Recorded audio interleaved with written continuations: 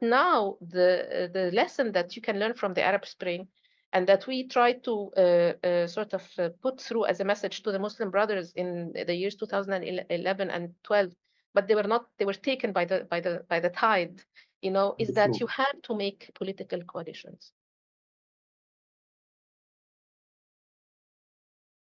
Our societies are basically mostly religious societies, and the religious discourse is very attractive.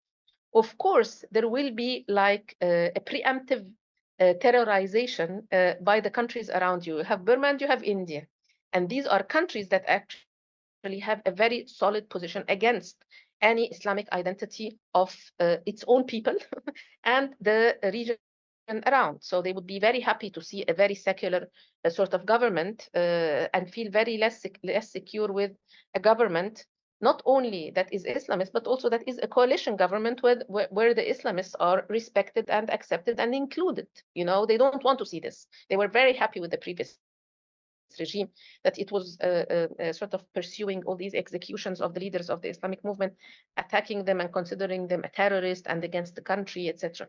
So I think that now the lesson that you can learn from the Arab Spring, and that we try to sort of put through as a message to the Muslim brothers in the years 2011 and 12, but they were taken by the tide, is that you have to make political coalitions, and you have to accept that though you can have the legacy of we have been those who suffered long years, and it's now our time to be acknowledged, and the revolutions are not the moment of the revolution. There is a path of struggles that precedes, and you can't come and say, I was on the street for 1 month and I own that revolution. Actually, there were activists and there were leaders and there were politicians that suffered a lot before that. And this was the sort of the turning point, or the tipping point, as we say. So you cannot deny the struggles of other groups that have been there.